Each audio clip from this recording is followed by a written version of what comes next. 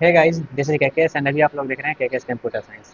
और अभी लोग बात करने जा रहे हैं जिसको हम लोग स्टार्ट किए थे किसमें, design and analysis of algorithm में हमने डायनेमिक प्रोग्रामिंग वाले टॉपिक को स्टार्ट किए थे। तो उसमें हम उसमें जितना भी उसका इंट्रोडक्शन वाला पार्ट था वो कंप्लीट कर लिए थे, और एक और इंट्रोडक्शन वाला पार्ट बचा हुआ है उसको भी हम लोग देखने वाले हैं।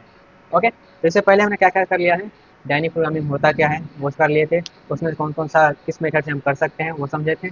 अब यहाँ पे आगे बढ़ते हैं और उसके बाद हम देखते हैं इसमें कौन कौन सा अप्रोच है, डायनेमिक प्रोग्रामिंग आखिर सॉल्व करते हैं तो किस प्रकार किस स्ट्रेटजी से उसको हम सॉल्व करते हैं वो समझने वाले हैं। ओके, तो चलिए स्टार्ट करते हैं और जानते हैं किस प्रकार से हम कोई भी डायनेमिक प्रॉब्लम दिया रहेगा, डायनेमिक प्रोग्रामिंग का क्वेश्चन रहेगा तो उसको हम किस स्ट्रेटजी से सॉल्व करेंगे।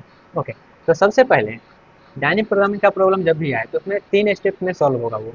पहला ध्यान देने वाली बात क्या है, सबसे पहले क्या होना चाहिए वो, splitting the original problem into sub problem. जो मेरा ओरिजिनल प्रॉब्लम है उसको सब प्रॉब्लम में वो स्प्लिट करना जरूरी है। ठीक है, जब भी मेरा कोई बड़ा प्रॉब्लम है, बिग प्रॉब्लम है, तो उसको क्या करेंगे, सबसे पहले हम स्प्लिट करेंगे उसको सब प्रॉब्लम में। ओके, जैसे कि डिवाइड एंड कॉन्कर में करते थे वैसे ही। उसके बाद इसके बारे में क्या लिखा गया है, be able to split the original problem into sub problem in a recursive manner so that the subproblem can be further divided into subproblem. This process of splitting should continue till the subproblem will be small. तो जैसे हम divide and conquer में क्या करते थे, जो भी मेरा एक बड़ा प्रॉब्लम दिया रहा था, कोई एक बिग प्रॉब्लम था, तो उसको हम सब प्रॉब्लम में डिवाइड करते थे। और कब तक करते थे, जब तक कि वो प्रॉब्लम मेरा स्मॉल ना हो जाए। स्मॉल मीन्स वहाँ पे उसका जो हमारा सोल्यूशन हो डायरेक्टली ना मिल जाए तब तक है। ठीक है, तो यहाँ पर भी मेरा क्या है, पहला पॉइंट जो है वो हमारा जो भी प्रॉब्लम दिया गया उस प्रॉब्लम को सब प्रॉब्लम में स्प्लिट करना जरूरी है। ओके, उसके बाद अगला पॉइंट क्या है, अगला पॉइंट है सब प्रॉब्लम ऑप्टिमैलिटी। सब प्रॉब्लम यहाँ पे ऑप्टिमल सोल्यूशन सब स्ट्रक्चर मीन्स जो मेरा सब प्रॉब्लम में हम डिवाइड कर दिया, अब वहाँ पे क्या करना है, सब प्रॉब्लम में ये देखना है जो कौन सा ऑप्टिमल रिजल्ट हमको देगा, means an optimal solution to be to the problem must result from the original solution to be solution with the combined operation। तो यहाँ पे जैसे हमने क्या किया, सबसे पहले एक बड़ा प्रॉब्लम दिया गया था, उसको हमने सब प्रॉब्लम में डिवाइड कर दिया। सब प्रॉब्लम में डिवाइड करने के बाद हमको ये भी देखना होगा जो कौन से सब प्रॉब्लम से मेरा जो रिजल्ट है वो ऑप्टिमल रिजल्ट मिलेगा। ओके, तो ये देखेंगे दूसरा पॉइंट में। उसका तीसरा पॉइंट क्या है, ओवरलैपिंग सब प्रॉब्लम। ओवरलैपिंग सब प्रॉब्लम मीन्स क्या है, जैसे हम कोई भी प्रॉब्लम को सब प्रॉब्लम में डिवाइड करें तो ऐसा वहाँ पे पॉसिबल है क्या, जो हम सब प्रॉब्लम को सॉल्व कर रहे हैं वो सब प्रॉब्लम फिर से इन फ्यूचर आए, तो हम वहाँ पे क्या करेंगे, ओवरलैपिंग सब प्रॉब्लम को इग्नोर करेंगे, मीन्स उसका रिजल्ट जो हमारा पहले से रहेगा सेव करके रखेंगे। Many sub problem them self contain common sub problem, therefore it deserve to solve sub problem and store their result so that can be use in other sub problem. तो वहाँ पे हम क्या करेंगे, जो भी कॉमन सब प्रॉब्लम है उसके रिजल्ट को हम पहले ही स्टोर करके रखेंगे, और इन फ्यूचर कभी वो सब प्रॉब्लम आए तो हम क्या करेंगे, उसका जो रिजल्ट हम करके रखे हैं उसको हम डायरेक्टली वहाँ पे यूज़ कर लेंगे, ताकि वहाँ पे कंप्यूटेशन वाला जो टाइम है वो हमको वहाँ पे रिड्यूस हो सके। ओके, तो जब भी मेरा कोई भी डायनेमिक प्रॉब्लम हम क्या करेंगे, डायनेमिक प्रोग्रामिंग से हम कोई भी प्रॉब्लम को सॉल्व करेंगे।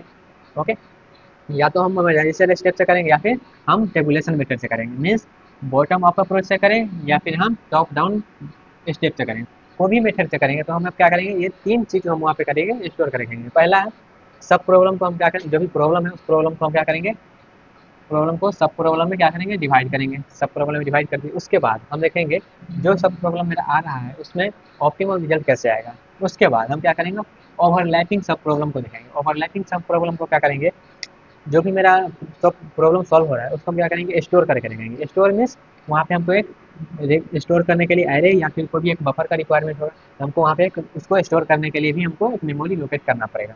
ओके, तो जब भी हम क्या करेंगे, डायनेमिक प्रोग्रामिंग क्या करेंगे, तो ये तीन चीज़ को हम ध्यान रखेंगे। चलिए एक एग्जाम्पल के हेल्प से हम समझते हैं कि कौन सा यहाँ पे जो बोला गया स्प्लिटिंग करना, फिर सब प्रॉब्लम ऑप्टिमैलिटी, फिर ओवरलैपिंग सब प्रॉब्लम। तो एक एग्जाम्पल लेते हैं और इस एग्जाम्पल के हेल्प से हम टोटल जो ओवरव्यू है डायनेमिक प्रोग्रामिंग के अप्रोच का वो भी इसका हम आइडिया लेते हैं। ओके, तो उसका एग्जाम्पल हम लेने वाले हैं, एग्जाम्पल मेरे पास होगा फिबोनाची नंबर का। मीन्स हमको क्या करना है, फिबोनाची सीरीज प्रोड्यूस करना है, इस प्रकार का फिबोनाची सीरीज हमको क्या करना है, प्रोड्यूस करना है। तो प्रोड्यूस करने का बहुत सारा मेथड है, आइट्रेशन मेथड है, फिर हमारा रिकर्सिव मेथड है। तो जो भी मेथड आप लगाइए तो हम क्या करने वाले हैं, हम फिबोनाची सीरीज मेथड से करने वाले हैं इसको। ओके, तो यहाँ पे क्या है, फिबोनाची नंबर हम आपको मालूम होगा क्या, फिबोनाची सीरीज क्या होता है, 0 और 1 से स्टार्ट होता है, उसके बाद ये दोनों को सम करके अगला लिखा जाता है 1, फिर ये दोनों को सम करके लिखा जाता है 2। तो ये फिबोनाची सीरीज, इस फिबोनाची सीरीज को जनरेट करना है। ओके, तो जनरेट करने के लिए पहला जो हमारे पास बेसिक अप्रोच है, बेसिक अप्रोच है नॉर्मल जो आप रिकर्सिव कॉल करते थे उस तरीके से। ओके, तो यहाँ पे क्या करते हैं, हमको यहाँ पे क्या डिवाइड एंड कॉन्कर अप्रोच करना है, इसलिए हम यहाँ पे रिकर्सिव पे चल रहे हैं। यहाँ पे अगर रिकर्सिव पे नहीं चलते तो हमारा जो आइट्रेशन मीथड भी कर सकते हैं, लेकिन हमको यहाँ पे डिवाइड एंड कॉन्कर को समझना है, जिससे प्रॉब्लम मेरा क्या होता है, आसान से हो जाता है। ओके, तो हमको क्या करते हैं, सबसे पहले देखते हैं नॉर्मल रिकर्सिव कॉल जब हम करते थे तो उस तरीका से मेरा कैसे उस प्रॉब्लम को सॉल्व होता है। तो उसका एल्गोरिथम यहाँ पे हम लिखे क्या, सबसे पहले क्या करते थे, फिबोनाची ऑफ एन कॉल करते थे। तो फिबोनाची यहाँ पे अगर मान लेते हैं यहाँ पे 0 और 1, मतलब एन का value less than equals to 1 है, तो वहाँ पे जो भी एन का वैल्यू होता है वो रिटर्न करते हैं। मीन्स अगर 1 है तो हम 1 रिटर्न करेंगे, अगर 0 है तो 0 रिटर्न करेंगे, क्योंकि यहाँ पे लेस देन इक्वल्स टू 0 में 0 और 1 वही आ रहा है। ठीक है, तो जब भी मेरा less than equals to n रहता है तो हम क्या करते हैं, एन को रिटर्न कर देते हैं। ये अप्रोच है, ये ऑलरेडी हम पढ़ चुके हैं। उसके बाद यहाँ पे इसमें अगर मान लेते हैं एन से बड़ा हुआ है तो क्या करेंगे, हम बताएं क्या, जो अगला जो टर्म है, जैसे ये टर्म है वो क्या है, पिछला दो टर्म के सम का रिजल्ट है। जैसे यहाँ पे हम अगर 5 का बात करें तो 5 क्या है, पिछला दो टर्म के सम का रिजल्ट है। ठीक है, तो यहाँ पे हम क्या करेंगे, जैसे एन हमको फिबोनाची नंबर चाहिए एन के लिए, तो क्या करेंगे, एन माइनस वन और प्लस कर देंगे एन माइनस टू वाला, मतलब पिछला दो टर्म को ऐड कर देंगे। तो यहाँ पे हम क्या किए हैं, Fibonacci of n minus one और एन माइनस टू कर दिए हैं, तो इससे मेरा क्या होता है, इससे मेरा रिजल्ट आ जाता है। ठीक है, इसका हम रिकर्सिव ट्री ड्रॉ करते हैं। रिकर्सिव ट्री क्यों ड्रॉ करते हैं, क्योंकि यहाँ पे उसका रिक्वायरमेंट है। यहाँ पे हम कुछ ऐसा चीज़ समझेंगे जिससे हमारा ये हेल्प हो इस प्रॉब्लम को सॉल्व करने में। ओके, तो चलिए हम इसका रिकर्सिव ट्री ड्रॉ करते हैं। तो रिकर्सिव ट्री यहाँ पे इसमें डॉट डॉट लगा दीजिए, रिकर्सिव ट्री ड्रॉ करते हैं। तो रिकर्सिव ट्री यहाँ पे ड्रॉ करना है तो हम एग्जाम्पल लेके चलते हैं क्या, फिबोनाची ऑफ 5 का हम फिबोनाची निकालना चाहते हैं। तो 5 का फिबोनाची निकालने आएंगे तो यहाँ पे सबसे पहले देखेंगे क्या, सबसे पहले आएंगे इसमें, तो यहाँ पे 5 रखें तो यहाँ पे लेस देन एक वन तो है नहीं, तो लेस देन वन है तो क्या होगा, इसमें डिवाइड होगा, तो दो पार्ट में डिवाइड होगा क्या, फिबोनाची ऑफ, यहाँ पे क्या है एन माइनस वन, मीन्स यहाँ पे 4 हो जाएगा, और यहाँ पे क्या है एन माइनस टू, मीन्स यहाँ पे क्या हो जाएगा, 3 हो जाएगा। ठीक है, फिर से आप दो सब प्रॉब्लम में ये डिवाइड हो गया। जब दो सब प्रॉब्लम में ये डिवाइड हो गया तो यहाँ पे फिर से हम कॉल कर, यहाँ पे फिर से ये कर्जिव कॉल होगा, तो फिर से यहाँ पे देखिएगा लेस देन वन तो नहीं है, तो नहीं, तो फिर से ये क्या होगा, सब प्रॉब्लम डिवाइड होगा। यहाँ पे आ गया क्या, यहाँ पे आ गया फिबोनाची ऑफ 3, और यहाँ पे आ जाएगा फिबोनाची ऑफ 2। ठीक है, फिर ये भी क्या होगा, सब प्रॉब्लम डिवाइड होगा, मीन्स फिबोनाची ऑफ हो जाएगा 1, सॉरी यहाँ पे 2 माइनस 1 करना है, तो ये हो जाएगा 2, और यहाँ पे हो जाएगा क्या, फिबोनाची ऑफ 1। यहाँ पे 3 माइनस 2 करेंगे तो 1 हो जाएगा। फिर यहाँ पर भी 1 नहीं है, 1 या 1 से छोटा नहीं है, तो क्या करेंगे, ये भी सब प्रॉब्लम डिवाइड होगा, मीन्स यहाँ पे फिबोनाची ऑफ आ जाएगा 2, और उसके बाद आ जाएगा यहाँ पे फिबोनाची ऑफ 1। ठीक है, यहाँ पे भी ये लेस देन 1 है, तो ये भी क्या होगा, सब प्रॉब्लम डिवाइड होगा। यहाँ पे आ जाएगा फिबोनाची ऑफ माइनस 1 होगा तो 1, और इसके बाद यहाँ पे आ जाएगा फिबोनाची ऑफ 2 माइनस 2 0। तो यहाँ पर भी वही होगा, फिबोनाची ऑफ 0, सॉरी 0 नहीं 1, 1 माइनस करना है 1, और यहाँ पे आ जाएगा फिबोनाची ऑफ 0। अब यहाँ पे ये भी हो जाएगा, ये भी सब प्रॉब्लम में डिवाइड, फिबोनाची ऑफ 1 और फिबोनाची ऑफ 0। अब देखिए 0 1 0 1 0 1, ये क्या सबसे स्मॉलेस्ट प्रॉब्लम में हो गया। सबसे स्मॉलेस्ट प्रॉब्लम क्या था, या तो 0 होना चाहिए या तो 1 होना चाहिए। तो जितना भी यहाँ पे प्रॉब्लम है वो सब क्या है, सब यहाँ पे 0 1 में आ गया है। तो यहाँ पे सबसे स्मॉलेस्ट प्रॉब्लम पे हम पहुँच गए डिवाइड करते हुए। ओके, यहाँ पे प्रॉब्लम को पहला पॉइंट क्या था, पहला पॉइंट हमारा प्रॉब्लम को हम सब प्रॉब्लम में डिवाइड कर सकें। ओके, तो प्रॉब्लम को हम क्या किए, सब प्रॉब्लम में डिवाइड कर दिए। उसके बाद यहाँ पे ऑप्टिमल रिजल्ट कौन सा दे रहा है, तो सभी मेरा क्या है, ऑप्टिमल रिजल्ट दे रहा है। अब यहाँ पे थोड़ा सा गौर करिएगा, तो यहाँ पे क्या लिखा गया, ओवरलैपिंग सब प्रॉब्लम। तो ओवरलैपिंग सब प्रॉब्लम का मतलब क्या है, तो ओवरलैपिंग सब प्रॉब्लम का मतलब यहाँ पे ये है, देखिएगा यहाँ पे फिबोनाची ऑफ 3 जो है, फिबोनाची ऑफ 3 कितना बार यूज हो रहा है, तो फिबोनाची ऑफ 1 यहाँ पे, 3 यहाँ पे यूज हो रहा है, फिबोनाची ऑफ 3 यहाँ पे यूज हो रहा है। तो अगर मान लेते हैं यहाँ पे हमारा फिबोनाची ऑफ 3 का रिजल्ट हमको मालूम होता है, फिबोनाची ऑफ 3 का रिजल्ट मालूम होता है, तो इतना सब प्रॉब्लम हम सॉल्व करते ही नहीं, इतना सब प्रॉब्लम हम सॉल्व करते ही नहीं, फिबोनाची ऑफ 3 का हम डायरेक्टली रिजल्ट यहाँ पे दे देते। तो यही यहाँ पे क्या है, डिमेरिट है किसका, जो मेरा नॉर्मल रिकर्सिव है, जब हम डायनेमिक अप्रोच को फॉलो नहीं करते हैं। तो इसी तरीके यहाँ पे देखिए कितना सब प्रॉब्लम सॉल्व हो रहा है। फिर यहाँ पे एक सब प्रॉब्लम ये है 2, फिर 2 2, और कौन सा है ये, इतना 2 वाला ये इतना है। उसका 1 कितना बार है, तो 1 देखिएगा तो कितना बार है, 1 1 1 1 और 1 इतना बार है। फिर 0 कितना बार है, तो 0 यहाँ पे देखिएगा, सबका अलग अलग शेप इसलिए बनाया था कि आप डिफ्रेंशिएट कर पाएँ। ओके, तो यहाँ पे देखिएगा इतना सारा सब प्रॉब्लम यहाँ पे सॉल्व हो रहा है। फिबोनाची ऑफ 3 है 2 बार आ रहा है, फिबोनाची ऑफ 2 जो है वो आ रहा है 4 बार, फिबोनाची ऑफ 1 जो है वो आ रहा है हमारा 5 बार, फिबोनाची ऑफ 0 है वो आ रहा है 3 बार। तो इतना सारा सब प्रॉब्लम क्या हो रहा है, रिपीट कर रहा है। तो यहाँ पे हम ऐसा अप्रोच से डेवलप करें, ये जो हमारा फिबोनाची जिसका रिजल्ट जो सब प्रॉब्लम आ रहा है, उस सब प्रॉब्लम के अगर हम रिजल्ट को स्टोर करके रखें, तो इन फ्यूचर अगर कभी भी वो सब प्रॉब्लम आएगा तो हम उसका रिजल्ट डायरेक्टली दे देंगे।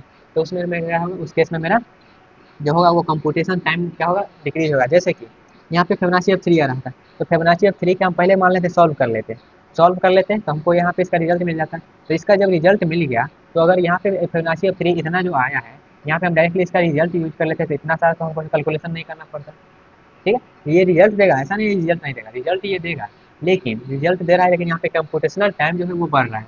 और इसका टाइम कम्प्लेक्सिटी क्या होता है, आप जब नॉर्मल रिकर्सिव कॉल करते हैं तो उसका जो टाइम कम्प्लेक्सिटी होता है आपका यहाँ पे एक्सपोनेंशियल रहता है, मीन्स ऑर्डर ऑफ 2 के पावर n होता है, ऑर्डर ऑफ 2 के पावर n होता है। और स्पेस कम्प्लेक्सिटी में यहाँ पे जो मेरा लॉग एन जितना रिकर्सिव ट्री स्टेक लेता है उतना यहाँ पे उसका स्पेस कम्प्लेक्सिटी भी होता है। ओके, तो इस तरीके से हम क्या करते हैं, रिकर्सिव कॉल करते हैं और करते हैं इसका रिजल्ट सॉल्व करते हैं। अगर इसका रिजल्ट आप करना चाहिएगा फाइंड, तो इसका रिजल्ट क्या आएगा, इसका रिजल्ट 1, इसका आएगा 0।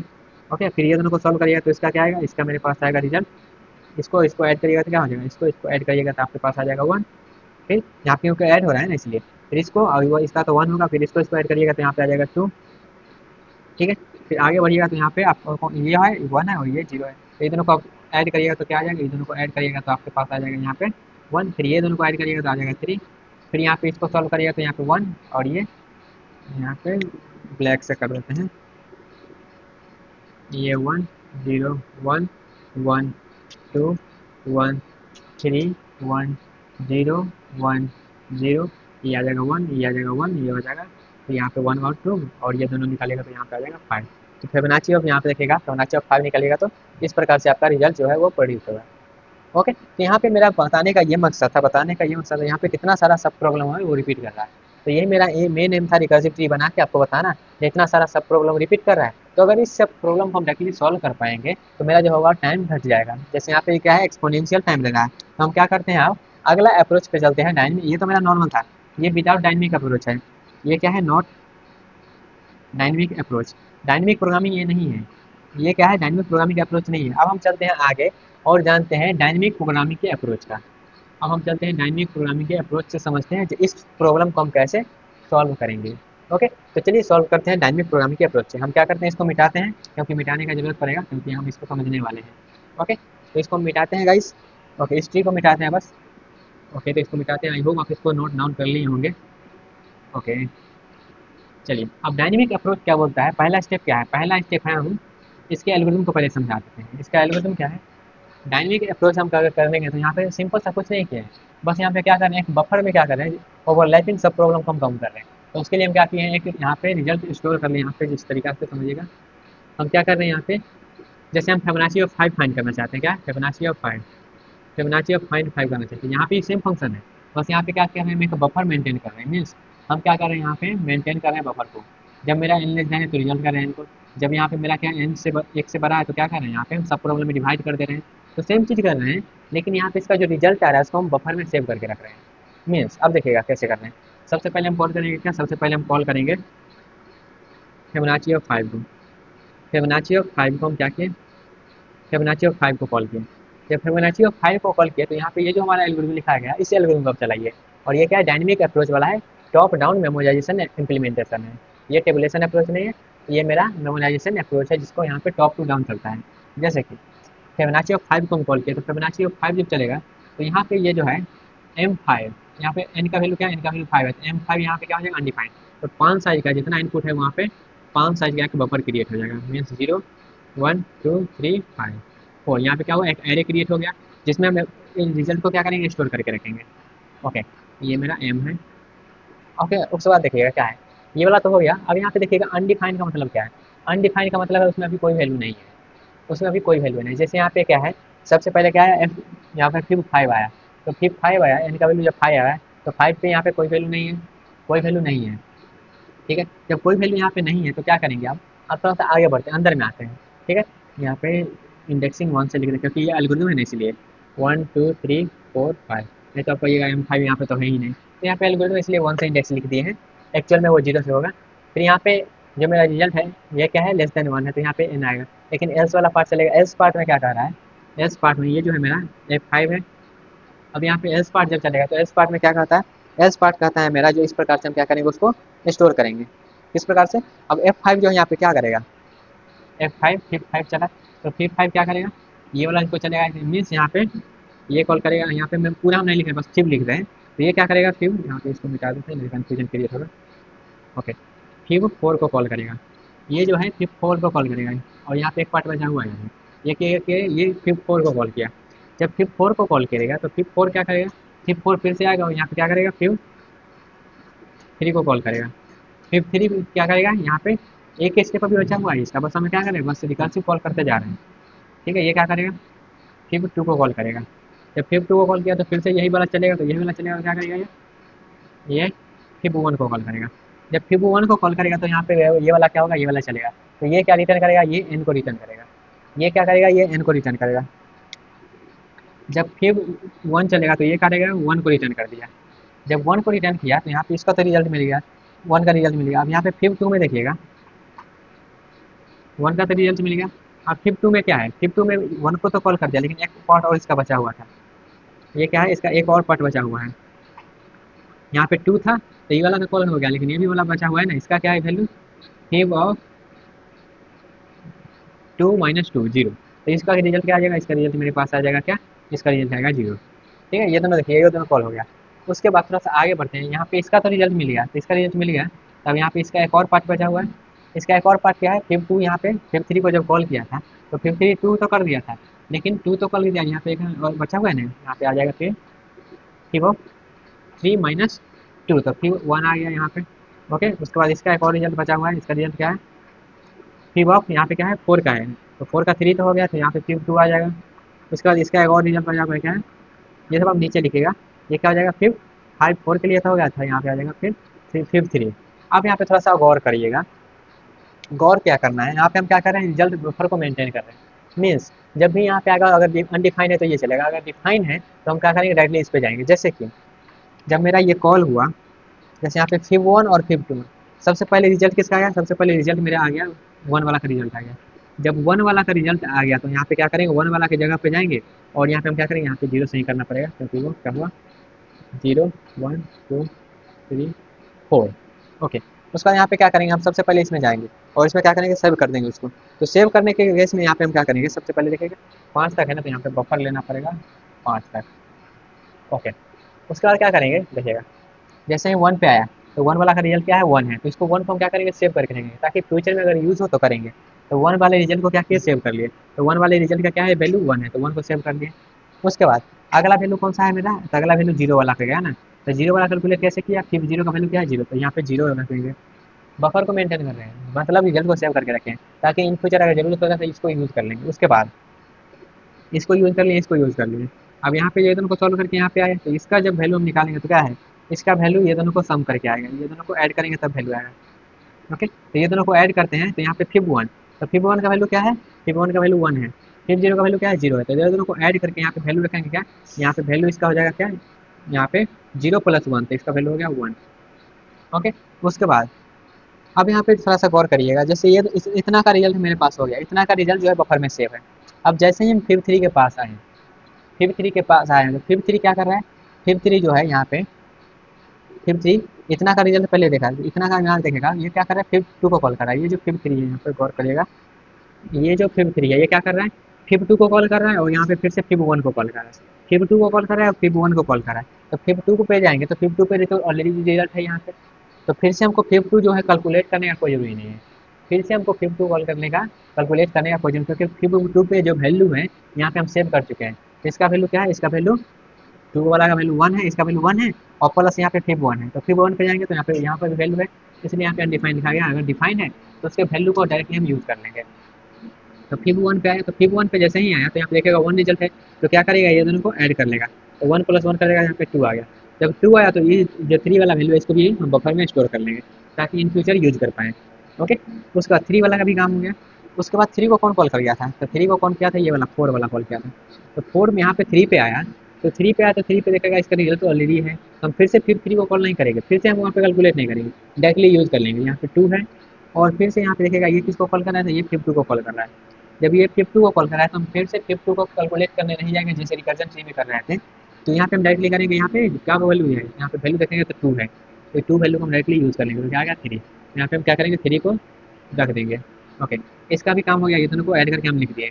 ओके, उसके बाद आते हैं इस पचमा पे। तो पचमा को कैसे कैलकुलेट किया, इसको कौन कौन दिया था, फिफ्थ फोर। तो फिफ्थ फोर पे आ गया, तो फिफ्थ फोर का वैल्यू क्या है, थ्री है। तो थ्री को डायरेक्टली यूज कर लेंगे। फिर इसको और कौन कर लिया, फिफ्थ थ्री को कॉल किया। तो फिफ्थ थ्री पे क्या क्या है वैल्यू, फिफ्थ थ्री का वैल्यू है टू। तो ये दोनों को हम फिर से करेंगे, फिर से ऐड कर लेंगे, क्योंकि यहाँ पे क्या हो रहा है, ऐड हो रहा है, इसलिए ऐड कर रहे हैं, ये जो है ऐड हो रहा है यहाँ पे। तो यहाँ पे आ गया पाँच, तो यहाँ पे पाँच को सेव कर लेंगे। उसके बाद हमको क्या रिजल्ट चाहिए था, हमको रिजल्ट चाहिए था फिफ्थ फाइव का वैल्यू। तो फिफ्थ फाइव का वैल्यू क्या है, फिफ्थ फाइव का वैल्यू यहाँ पे स्टोर कर दिए फाइव। हमारा जो रिजल्ट है वो आ जाएगा फाइव। तो इस तरीके से हमारा क्या होगा, डायरेक्टली वैल्यू को प्रिंट करते जाएगा और वहाँ पे रिटर्न करते जाएगा। ओके, तो यहाँ पे देखिएगा डायरेक्टली मेरा क्या हुआ है, हम बफर में सेव कर ले रहे हैं, और फिर से हम जब कॉल करने जा रहे हैं तो हम बफर में से यूज़ कर ले रहे हैं, उसको हम फिर से कंप्यूट नहीं कर रहे हैं। तो यही जो है, यही अप्रोच है डायनेमिक प्रोग्रामिंग का, जब हम टॉप टू डाउन फॉलो करते हैं। तो इस तरीके से आप करिए, इस तरीके से नोट डाउन कर लीजिए। इतना इजीली हम किए हैं, ज़्यादा कोई डिफिकल्ट है नहीं। बस उसको ड्रॉ कर दिए हैं वन बाय वन और इतना काम कर लिए हैं। ओके, और जो रिजल्ट आ रहा है, जो अगर इसमें कोई डिफाइन नहीं है वैल्यू पहले से, तो जो रिजल्ट आ रहा है उसको हम यहाँ पे डिफाइन कर दे रहे हैं। ओके, जैसे यहाँ पे हम रिजल्ट को क्या कर रहे हैं, डिफाइन कर दे रहे हैं एन वाले वैल्यू में। ओके, आई होप आपको क्लियर हुआ होगा। जैसे वन और जीरो का हम पहले लिखे, उसके बाद आगे गए तो आगे यहाँ पे फिर से डिफाइन है, तो हम डायरेक्टली इस वैल्यू को यूज़ कर ले रहे हैं। ओके, आई होप आपको क्लियर हुआ होगा। तो ये था पहला अप्रोच, जो हम टॉप डाउन मेमोराइजेशन को फॉलो करते हैं तब। ओके, यहाँ पे कितना इजीली हमको रिजल्ट मिल रहा है। तो इसका जब आप टाइम कम्प्लेक्सिटी एनालाइज करिएगा, तो इसका जो टाइम कम्प्लेक्सिटी है मेरा, टाइम होता है ऑर्डर ऑफ एन, और इसका स्पेस होता है ऑर्डर ऑफ एन, क्योंकि यहाँ पे क्या है, एक बफर क्रिएट हो रहा है, इसलिए ऑर्डर ऑफ एन इसका टाइम लगेगा और स्पेस लगेगा। अब थोड़ा सा आगे बढ़ते हैं और देखते हैं बॉटम अप अप्रोच से ये कैसे सॉल्व करेगा। इसको नोट डाउन कर लीजिएगा, स्क्रीनशॉट ले लीजिएगा, और यहाँ पे देखिएगा रिजल्ट इसी प्रकार से आया है ना, तो इसी प्रकार से आया है। अब इसको क्या करते हैं, एक और मेथड जो मेरा है बॉटम अप अप्रोच, उससे इसको समझ लेते हैं। तो ये दोनों सेम ही मेथड, वैसा कुछ है नहीं इसमें। बस यहाँ पे क्या हो रहा है, वहाँ पे हम रिकर्जन का हेल्प लिए थे, यहाँ पे क्या है, लूप का हेल्प ले रहे हैं। ओके, और एक चीज़ और अब हम बताए थे आपको, क्या ये जो है, ये होता है रिकर्सिव अप्रोच, ये होता है रिकर्सिव अप्रोच, ये होता है आइटरेटिव अप्रोच। ये होता है आइटरेटिव, इसमें हम आइटरेटिव यूज करते हैं, उसमें हम रिकर्सिव यूज करते हैं। बॉटम अप जो कोई टेबुलेशन में बोलते हैं, इसको हम मेमोराइजेशन बोलते हैं, इसको मेमोराइजेशन इम्प्लीमेंटेशन बोलते हैं, और इसको टेबुलेशन बोलते हैं, इसको टेबुलेशन अप्रोच बोलते हैं। तो इसमें क्या कर रहा है, सबसे पहले हम क्या बोल रहे थे, जीरो और वन का जो वैल्यू है वो सेम रहता है। यहाँ पर भी क्या होगा, यहाँ पे ये भी डायनेमिक प्रोग्रामिंग की हेल्प से ही है, ये भी डायनेमिक प्रोग्रामिंग का भी यूज यहीं पे कर रहे हैं। तो यहाँ पर भी क्या होगा, यहाँ पर भी मेरा एक पहले बफर मेंटेन होगा। ओके, तो बफर मेंटेन कर देते हैं, one two three four five, यहाँ पे जीरो से करते हैं, zero one two three four और फाइव, क्योंकि पाँच तक जा रहा है, तो पाँच तक क्या आ गया, बफर मेंटेन कर लिए ताकि रिजल्ट को हम सेव कर पाएँ। मेंटेन कर लिए, तो यहाँ पे क्या है, एम जीरो पे पहले ये क्या है, एम है, तो एम जीरो पर जीरो रख दो, एम वन पे एम रख दो, वन रख दो, क्योंकि ये दोनों क्या है, सबसे स्मॉलेस्ट प्रॉब्लम, इसका रिजल्ट हमको मालूम है। उसके बाद क्या बोलता है, लूप चलाओ दो से लेके एन तक, क्या है, लूप चलाओ दो से लेके एन तक, और उसके बाद क्या करो, यहाँ पे जो भी वैल्यू आ रहा है उसको, तो यहाँ पे आई बराबर अगर हम दो के ले जाते हैं, आई बराबर दो के ले जाते हैं, तो यहाँ पे क्या है, एम टू के वैल्यू हमको कैसे मिलेगा, ये दोनों वैल्यू को ऐड कर दो, मीन्स यहाँ पे m zero one plus zero कर दो, तो यहाँ पे वन मिलेगा, तो यहाँ पे वन सेव कर दो। फिर आई बराबर क्या होगा, आई बराबर थ्री होगा, तो थ्री वाले पे जाएंगे तो क्या बोलता है, यहाँ पे टू वाले और वन वाले को वैल्यू को ऐड कर दो, तो यहाँ पे क्या मिलेगा, वन प्लस वन बराबर टू मिलेगा, तो यहाँ पे टू का हम ऐड कर देंगे। ओके, उसके बाद आगे बढ़ेंगे फिर से, तो यहाँ पे क्या है, अब मेरा आई का वैल्यू फोर हो गया। जब आई का वैल्यू फोर हुआ तो यहाँ पे आगे बढ़ेंगे थोड़ा सा, तो ये क्या कहेगा, ये करेगा टू प्लस वन कर देंगे, मतलब पिछला दो वैल्यू को यहाँ पे थ्री आ गया, तो यहाँ पे थ्री कर देंगे। उसके बाद आई बराबर मेरा क्या हो गया, फोर हो गया, सॉरी फोर हो गया, फाइव हो गया, क्योंकि यहाँ पे फाइव तक जा रहा है, तो फाइव हो गया। तो आगे हम क्या करेंगे, थ्री प्लस टू कर देंगे, तो क्या हो जाएगा, फाइव हो जाएगा, तो यहाँ पे फाइव को स्टोर कर देंगे। उसके बाद जब इतना हम स्टोर कर दिए, मेरा लूप खत्म हो गया, लूप खत्म होने के बाद हम क्या करेंगे, डायरेक्टली उसको रिटर्न कर देंगे। ठीक है, मेरा लूप खत्म हो गया, लूप खत्म होने के बाद ये जो वैल्यू मेरा हमें हो चुका है, और इसको हम डायरेक्टली रिटर्न कर देंगे, यही मेरा क्या है, फिबोनाची ऑफ फाइव है। ओके, आई होप आपको क्लियर हुआ होगा। तो यहाँ पर भी हम कितना ज़्यादा कितना टाइम ले रहे हैं, यहाँ पे बस हम एक लूप चला रहे हैं, और लूप चलाने के बाद यहाँ पे बफर मेंटेन, यहाँ पे जो है स्पेस कंपल्सरी लगेगा, स्पेस कंपल्सरी लेकर लगेगा, लेकिन यहाँ पे टाइम जो है वो टाइम ज़्यादा नहीं लगेगा, टाइम मेरा ऑर्डर ऑफ एन में हो जा रहा है। ओके, आई होप आपको क्लियर हुआ होगा। वहीं पर अगर हम नॉर्मल जो मेरा रिकर्सिव अप्रोच था, अगर नॉर्मल जो आइटरेटिव मेथड था उससे करते तो वहाँ पे time complete order of n square जाता है, लेकिन यहाँ पे जो मेरा है वो ऑर्डर ऑफ एन टाइम में ही हो जा रहा है। आई होप आपको क्लियर हुआ होगा। तो यहाँ पे मेरा है टॉप डाउन मेमोराइजेशन अप्रोच और बॉटम अप अप्रोच हम यहाँ पे देखे हैं।